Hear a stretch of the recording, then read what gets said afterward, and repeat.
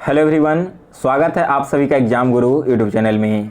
दोस्तों, इस वीडियो में हम लोग आज 5 नवंबर को एयरफोर्स के एग्ज़ाम में फर्स्ट, सेकंड और थर्ड शिफ्ट में जितने भी जीके के क्वेश्चन पूछे गए थे उसे कंप्लीट करने वाले हैं। मैंने आपको सुबह जब सेकंड शिफ्ट का रिव्यू कर रहा था तो उसी टाइम बताया था कि डेली रात में तीनों शिफ्ट का क्वेश्चन मिलाकर मैं एक सिंपल PDF आपको दूंगा जिसमें सारे क्वेश्चन एक जगह कंबाइन किए रहेंगे।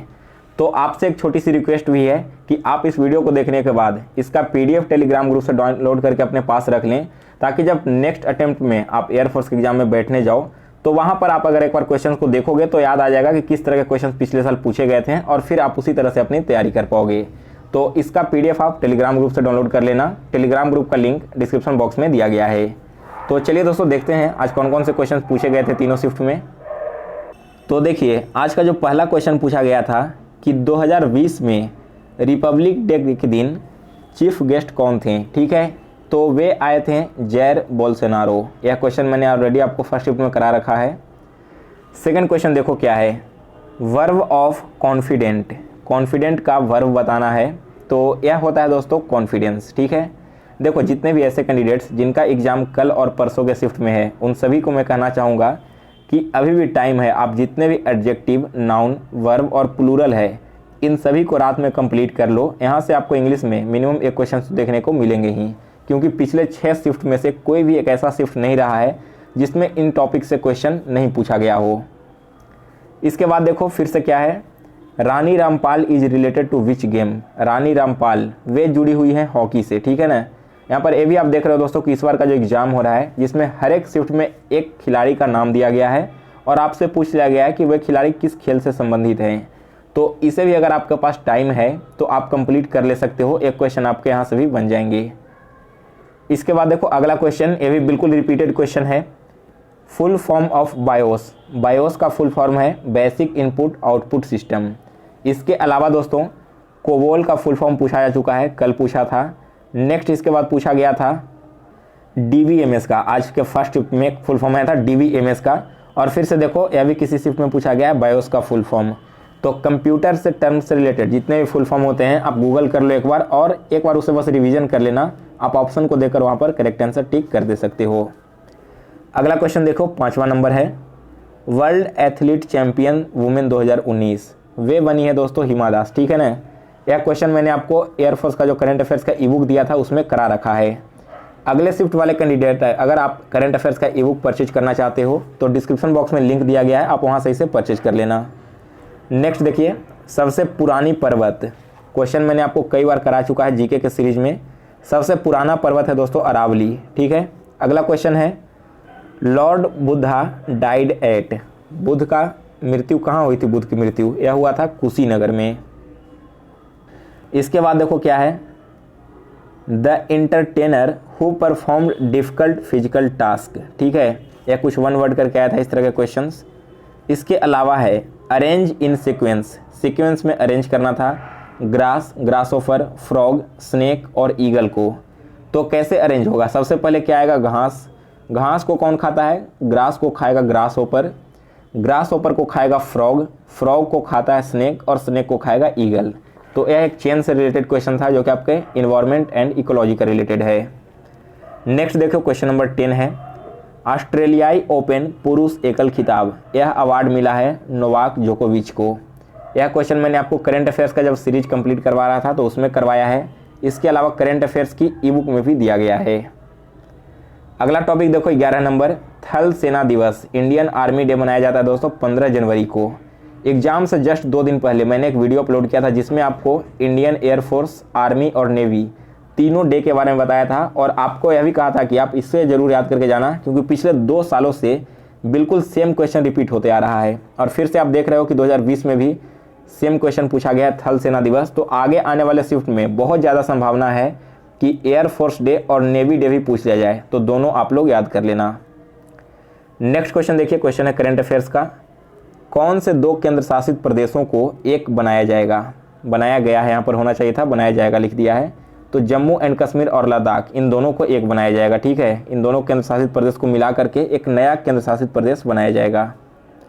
इसके बाद है क्वेश्चन इंग्लिश का 13 number, opposite of amplify. Amplify का एंटोनिम बताना है। तो एम्पलीफाई का मतलब होता है किसी भी चीज़ को बहुत ज़्यादा बढ़ा देना, तो इसका अपोजिट क्या होगा, रिड्यूस कर देना। और अगर इसका सिनोनिम्स पूछ लिया जाए तो सिनोनिम्स हो जाएंगे इंक्रीज, ग्रोथ इत्यादि। नेक्स्ट क्वेश्चन देखिए 14 नंबर है, सिनोनिम ऑफ इनइविटेबल। ठीक है, इनविटेबल का सिनोनिम आपको बताना है, तो यह होता है अनअवॉइडेबल। कहने का मतलब है कि जिसे आप अवॉइड नहीं कर सकते हो, नकार नहीं सकते हो। दोस्तों वोकैब के लिए मैंने पहले भी आपको बताया था, फिर से एक बार बता दे रहा हूँ। अगर आपका वोकैब कमज़ोर है, एयरफोर्स के एग्जाम में बैठने जा रहे हो, तो एसएससी के 2019 और 18 का पेपर आप केवल कंप्लीट कर लो, इससे ज़्यादा वोकैब आपके एग्जाम में नहीं पूछा जाएगा।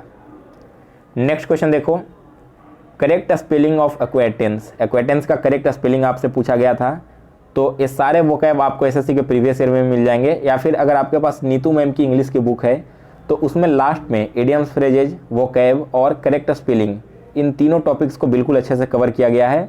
आप उसे भी पढ़ के इसे कंप्लीट कर सकते हो। नेक्स्ट देखो coincidence happening at the same time, यानी कि एक ही समय पर अगर दो अलग अलग घटनाएं हो रही होती है ना, इसे बोला जाता है कंटेम्परेरी। ठीक है, इसके लिए वन वर्ड यूज किया गया है कंटेम्परेरी का।